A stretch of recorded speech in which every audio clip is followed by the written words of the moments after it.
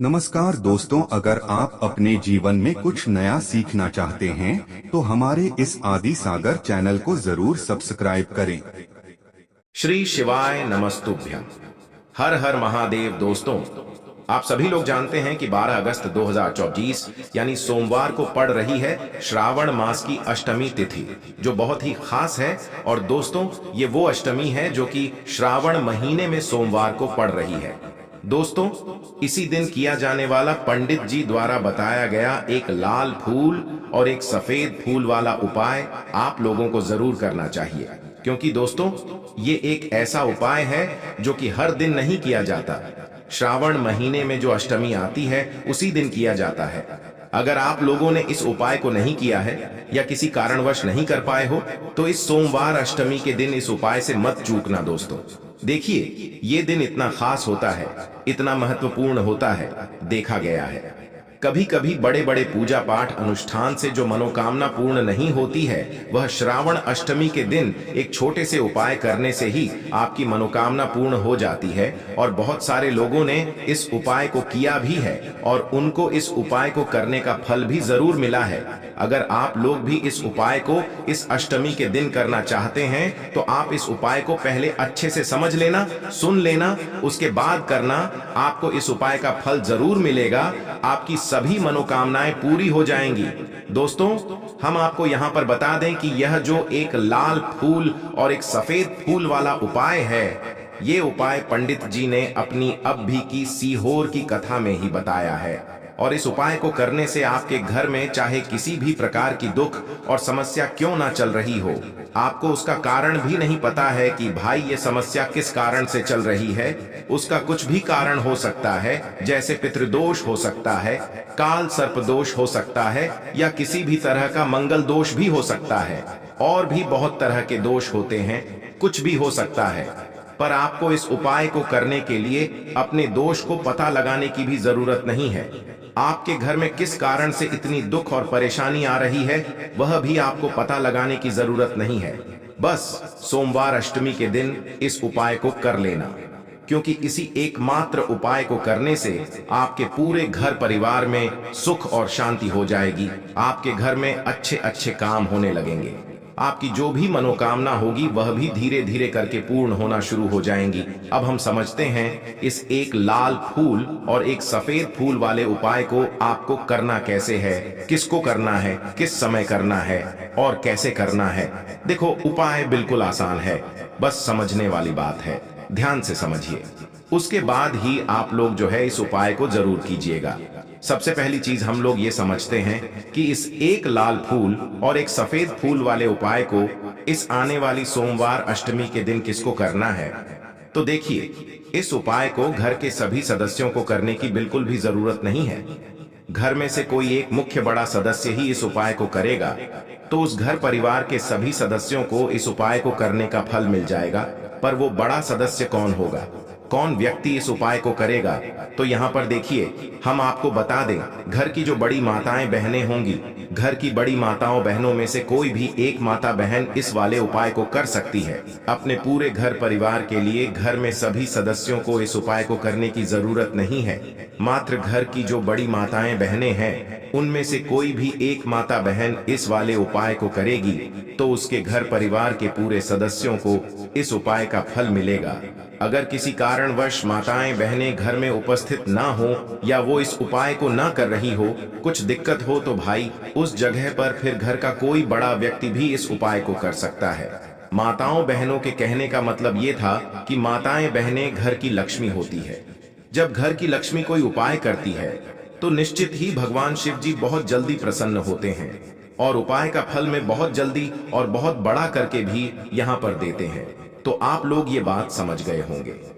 अब हम ये बात समझते हैं, इस वाले उपाय को हमें करना किस समय है। एक लाल फूल और एक सफेद फूल वाले उपाय को हमें सोमवार के दिन करना किस समय है। तो देखिए, इस उपाय को करने का जो समय है, सुबह का समय भी है और शाम का समय भी है।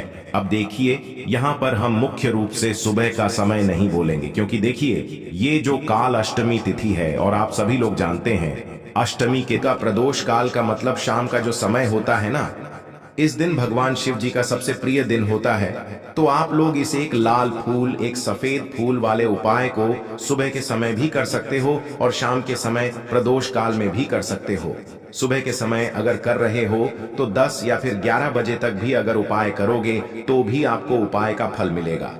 वही अगर शाम के समय कर रहे हो तो इस दिन जरूर शाम के समय का ध्यान रखना कि शाम के 6 बजे से लेकर 7 बजे के बीच में अगर आप इस उपाय को कर सकते हो तो बिल्कुल कर लेना, पूरी कोशिश करना।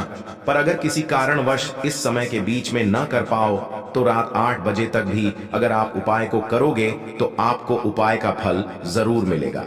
ये बात आपको समझ आ गई कि आप इस उपाय को सुबह और शाम दोनों समय कर सकते हो। मतलब करना आपको एक ही समय है, घर में से किसी एक ही बड़े व्यक्ति को करना है, पर एक ही बार इस उपाय को करना है, दोनों समय नहीं करना है। आपको जो समय अच्छा लगे आप उस समय पर इस वाले उपाय को कर सकते हैं। तो चलिए जानते हैं इन विशेष उपायों के बारे में। लेकिन उससे पहले जो भी मेरे भाई, मेरी प्यारी बहनें आज चैनल पर पहली बार आए हैं या मेरी आवाज आज पहली बार सुन रहे हैं, अगर आप भी महादेव के सच्चे भक्त हैं तो वीडियो को लाइक और चैनल को सब्सक्राइब जरूर कर लें और कमेंट बॉक्स में लिखे हर हर महादेव, ओम नमः शिवाय।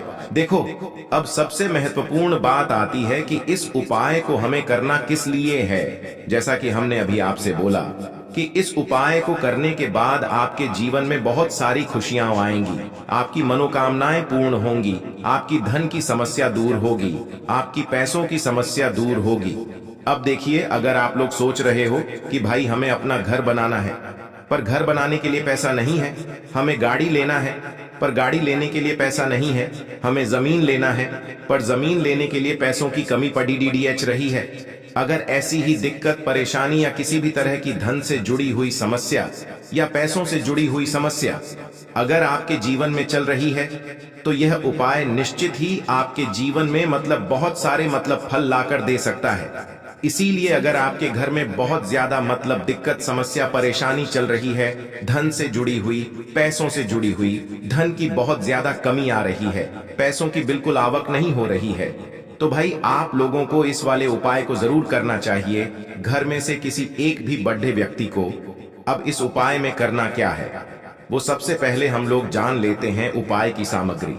हम लोग सबसे पहले जानते हैं कि इस उपाय में किस किस चीज की आवश्यकता पड़ेगी। तो देखिए, उपाय का नाम तो एक लाल फूल और एक सफेद फूल वाला उपाय है, पर इस उपाय में कुल मिलाकर 4 सामग्री हमें लगने वाली है, जो कि पंडित जी ने खुद सीहोर वाली कथा में बताया है। और जो हम आपको उपाय बताते हैं वो पंडित जी द्वारा बताए गए होते हैं, अलग से हम कुछ भी नहीं बताते हैं।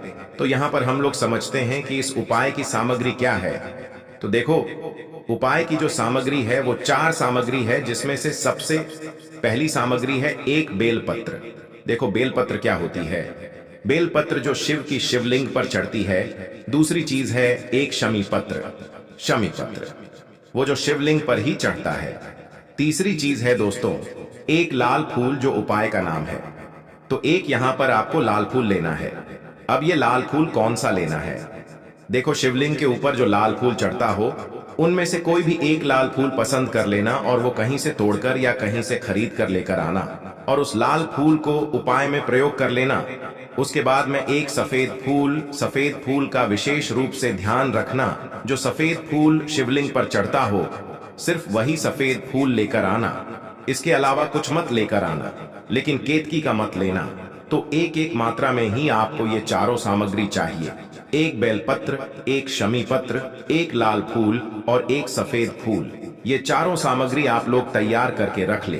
प्रदोष काल में या सुबह के समय जब भी आप इस उपाय को कर रहे हैं, जैसे ही आपके उपाय की सामग्री तैयार हो जाती है तो क्या हम सीधा उपाय को करने के लिए इन चारों सामग्री को लेकर उपाय करने के लिए जा सकते हैं? नहीं, तो यहाँ पर आपको इस बात का ध्यान रखना है कि हम भगवान शिव जी को प्रसन्न करने के लिए तो जा रहे हैं, हम अपनी मनोकामना को पूर्ण करवाने के लिए तो जा रहे हैं, पर हमें ये दर्शाना बिल्कुल भी नहीं है कि हम सिर्फ अपने फायदे के लिए भगवान शिव जी के मंदिर में आए हैं।